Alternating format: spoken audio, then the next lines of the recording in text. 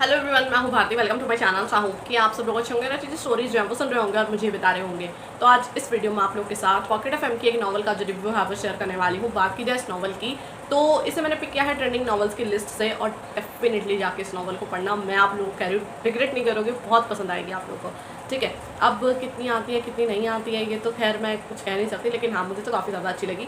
फिलहाल मैं आप लोगों के साथ इसके डिटेल जो है ना वो शेयर कर देती हूँ। बाकी जो लिंक्स वगैरह होंगे वो मिल जाएंगे आप लोग को डिस्क्रिप्शन बॉक्स में, वहाँ से जाकर जो आप लोग स्टोरी को पढ़ सकते हैं। तो ये जो स्टोरी है उसका नाम है माई स्वीट एंजल। इसकी जो रेटिंग है वो 4.5। इसकी जो ऑथर है उनका नाम है राधिका। और जब मैंने इसे पढ़ा था तब इसके 20 चैप्टर थे जो कि मैंने पूरे पढ़े थे और अब आगे के भी मैंने पढ़े हैं थोड़े बहुत। ठीक है, सॉरी, लेकिन मैंने अभी पूरे 27 चैप्टर्स जो है ना वो पढ़े नहीं हैं, लेकिन आप लोग कह सकते हैं ऑलमोस्ट मैंने सारे चैप्टर्स जो है वो पढ़े हैं। तो इसके जो मेन कैरेक्टर्स हैं ना कहानी के, उनका नाम है अर्जुन और अवनी। ठीक है, अब थोड़ा इंट्रोडक्शन के बारे में बात कर लेते हैं ताकि आप लोगों को स्टोरी जो है वो समझ में आ जाए। तो अवनी एक खुशमिजाज और चुलबुली सी लड़की है, अपने पापा की लाडली। लेकिन अवनी इस बात से अनजान है कि उसके पापा सिद्धार्थ सिंघानिया एशिया के सबसे बड़े गैंगस्टर हैं। लंबी बीमारी के चलते अवनी के पापा की मौत हो जाती है, लेकिन मरने से पहले अवनी के पापा अवनी की जिम्मेदारी अपने राइट हैंड अर्जुन को देते हैं। अर्जुन सिंह राठौर गैंगस्टर की दुनिया में सिद्धार्थ सिंघानिया के बाद दूसरे नंबर पर आता है। तो किस तरह अर्जुन अपने बॉस की दी जिम्मेदारी को निभाएगा और क्या होगा तब जब अवनी को अर्जुन और अपने पापा की सच्चाई के बारे में पता चलेगा। तो इन सवालों के जवाब जानने के लिए तो आप लोग को इस कहानी को पढ़ना पड़ेगा। सेम चीज़ मैं भी आप लोगों को बोलूँगी, जैसे कहानी में बिल्कुल इंट्रोडक्शन में बताया गया है वैसा ही होता है। लेकिन ये कह लो कि उनके जो मतलब हमारे हीरोइन के जो फादर हैं वो उनको बता पाते इस शादी के बारे में या फिर अपने इस डिसीजन के बारे में उससे पहले ही उनकी जो है वो डेथ हो जाती है, जो कि एक बहुत अटपटी चीज़ हो गई। अटपटी कह सकते हैं उनको हम हीरो की साइड से, क्योंकि उनको जो है मतलब अवनी को कन्विंस करने में बहुत टाइम लग गया इन सब चीज़ों को देखने से, क्योंकि अवनी जो है वो एक्सेप्ट नहीं कर रही थी, क्योंकि वो कह रही थी कि मेरे फादर तो चाहते थे कि मैं अपना मतलब अपने लाइफ में एक सक्सेसफुल जो है वो हो जाऊँ, अपनी लाइफ में जो मेरा ड्रीम है उसको मैं अचीव करूँ, अपने करियर को अच्छे से बिल्ड करूँ। तो हाँ वो चीज़ें हैं, लेकिन उनके फादर को जो है कहीं ना कहीं डर भी था कि उनके दुश्मन जो है वो कहीं अवनी को टारगेट ना करे। इसी वजह से जो है उन्होंने ये डिसीजन लिया।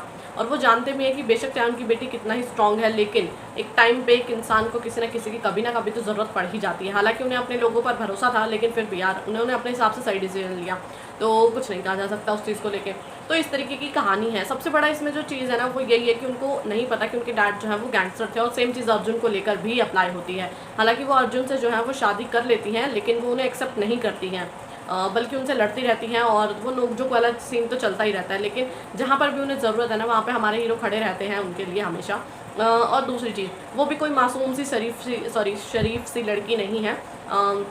वो लोगों को सबक सिखाना बहुत अच्छे से जानती हैं, जो कि काफ़ी अच्छी चीज़ है। तो यहाँ पर ना आप लोग को ये राउडी वाला साइड दोनों का देखने को मिल जाएगा, मतलब एक बिंदास टाइप वाला। हमारे हीरो का भी आप लोग देखोगे कि उनको अवनी से पहली नज़र में प्यार हो गया था, लेकिन पहली नज़र वाला प्यार जो है वो कब जाके सफल होगा इस बारे में कुछ नहीं कहा जा सकता, क्योंकि उनकी आइडेंटिटी का एक बहुत बड़ा इशू है।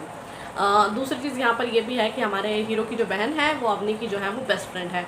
तो यहाँ पर तो एक पॉजिटिव चीज़ हो गई, लेकिन इन सब चीज़ों से अलग एक चीज़ और भी तो है, वो ये ही है कि क्या जो है वो एक्सेप्ट कर पाएंगी हमारे हीरो को। दूसरी चीज़, उनके पास में कुछ ऐसी चीज़ हैं जो शायद वो जिन्हें याद कर कुछ घबरा रही हैं। तो वो क्या कौन सा पास्ट है इस बारे में तो अभी हम कुछ नहीं कह सकते। जैसे जैसे कहानी आगे बढ़ती जाएगी आप लोग को चीज़ें जो है वो समझ में आती जाएगी।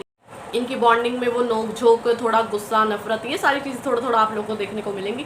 लेकिन धीरे-धीरे अब साथ रहना है तो एडजस्ट करना भी पड़ेगा ना, तो बस वही चीज़ है। लेकिन अभी हमारी हीरोइन जो है वो कुछ ज़्यादा ही गुस्से में है और थोड़ा वो अपना ज़िद अकड़ जो है वो दिखाती रहती हैं। बट चलो कोई बात नहीं, हमारे हीरो जो है वो ये सारी चीज़ें बर्दाश्त भी कर रहे हैं, तो कोई नहीं, करना पड़ेगा उन्हें, अब क्या कर सकते हैं। लेकिन इन सब चीज़ों से अलग उनको अपने जो दुश्मन है उन सबसे इनको प्रोटेक्ट करके रखना पड़ेगा, क्योंकि यही एक चीज़ है। और दूसरी चीज़ ये भी है कि हमारी हीरोइन की जो फ्रेंड है यानी हमारे हीरो की बहन, वो किसी को पसंद करती हैं।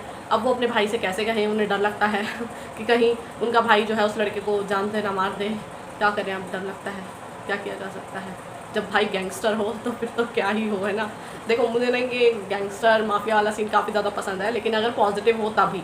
ठीक है, तो यहाँ पर भी पॉजिटिव है, मतलब बेशक चाहे वो एक गैंगस्टर है लेकिन वो कभी भी ऐसे किसी को परेशान नहीं करते हैं बिना वजह से। वो सिर्फ गलत लोगों को ही सज़ा देते हैं, वरना वो सबके लिए बहुत पॉजिटिव है, या फिर ये कह लो कि वो जैसे कहा जाता है ना गरीबों के लिए मसीहा। सेम चीज़ आप लोग को स्टोरी में जो है वो देखने को मिलेगी। बाकी बात की जाए मधुमक्खियों की या फिर तितलियों की, वो तो उनके आसपास मंडरा सकती हैं, लेकिन सॉरी, वो अपने नज़दीक जो है वो किसी को आने नहीं देते हैं, जो कि एक काफ़ी अच्छी चीज़ है। वरना आप लोगों को पता है कि क्या होता है ना, कई बार हमारे हीरोज़ का कैरेक्टर जो है ना वो थोड़ा ढीला होता है।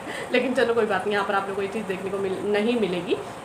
तो हाँ, स्टार्ट में आप लोग देखो काफ़ी पॉजिटिव है। जब हमारे हीरो की एंट्री हो जाती है उस टाइम पर ही होती है जब हमारे हीरोइन के फादर काफ़ी ज़्यादा क्रिटिकल कंडीशन में होते हैं। तो उस टाइम का जो ब्रेक डाउन होता है ना वो बहुत हार्ट, मतलब ये कह लो कि ऐसे टूटने जैसा होता है कि मतलब ऐसा दुख हो रहा होता है, बहुत ज़्यादा इमोशनल टाइप वाली चीज़ें हो रही होती हैं। लेकिन उसके बाद धीरे धीरे आप लोग को देखने को मिलेगा, हाँ पॉजिटिव धीरे धीरे चीज़ें जो हैं वो चेंज होंगी। बाकी हाँ, स्टार्ट काफ़ी अच्छी हुई थी और देखते हैं आगे आगे की स्टोरी जो है वो किस तरीके से चलती है। वैसे कहानी जो है वो काफ़ी इंटरेस्टिंग है, लेकिन इसमें आप लोग को ज़्यादातर बस यही चीज़ देखने को मिलेगी। एक तो इनका जो प्यार है वो कब पटड़ी पर आता है, या कब इनके बीच ट्रस्ट या फिर दोस्ती जैसा एक रिश्ता जो है वो पनपता है। ठीक है, दूसरी चीज़ यहाँ पर वो आप लोग को एक्शन और ये देखने को मिलेगा प्रोटेक्शन वाला शील्ड जो है, जस्ट बिकॉज कि उनके बिजनेस राइवल्स जो दुश्मन है वो एक घात लगा कर बैठे हैं टाइप्स वाला सीन। तो उन्हें जब पता चलेगा कि अर्जुन की जो है वो शादी हो गई है और हुई भी किससे है, ठीक है, तो उनके जो दुश्मन है उनकी तादाद ऑटोमेटिकली जो है वो बढ़ जाएगी। तो ये चीज़ आप लोगों को देखने को मिलेगी। बाकी हाँ, थोड़ा फैमिली ड्रामा आप लोग कह सकते हो। बाकी कब रोमांस का इसमें प्रॉपर तड़का लगेगा इस बारे में तो कुछ नहीं कहा जा सकता, ठीक है। लेकिन हाँ, फ्रेंडशिप गोल्स वगैरह ये सारी चीज़ें आप लोग को जो है वो देखने को मिलेगी। हाँ, मोस्टली चीज़ें पॉजिटिव हैं और जो कि इस कहानी को बेस्ट बना रही है। बाकी और क्या होता है आगे आगे कहानी में, ये जानने के लिए तो आप लोग को इस कहानी को पढ़ना पड़ेगा। लेकिन रिकमेंडेशन की बात रही, मैं सबको रिकमेंड कर रही हूँ, हर कोई जाके स्टोरी को पढ़ सकता है और कोई रिस्ट्रिक्शंस नहीं है। लेकिन इस कहानी का आप लोग को इमेजिनेशन तक रखना है, कुछ पॉजिटिव हो, बहुत कुछ है। तो आप तो वो चीज़ जो है आप लोग एडमायर कर सकते हैं। तो लिंक्स वगैरह जो भी होंगे वो मिल जाएंगे आप लोगों को डिस्क्रिप्शन बॉक्स में, वहाँ से जाकर जो आप लोग इस स्टोरी को पढ़ सकते हैं। बाकी मैं उम्मीद कर रही हूँ कि आप लोग मेरी वीडियो, मेरा रिव्यू जो है स्टोरी को लेकर पसंद आया होगा। तो अगर आप लोगों को मेरी वीडियो पसंद आती है तो वीडियो को लाइक करना, चैनल को सब्सक्राइब करना बिल्कुल भी ना भूलेगा। और अगर आप लोग चाहते हैं आपकी फेवरेट स्टोरी नॉवल बुक का फिर आपका मैं रिव्यू शेयर करूँ तो आप लोग मुझे कमेंट करके बता सकते हैं। जितनी जल्दी हो सकेगा मैं वीडियो लेकर हाजिर हो जाऊँगी। बाकी जब तक नेक्स्ट वीडियो आती है तब तक के लिए बाय एंड टेक केयर।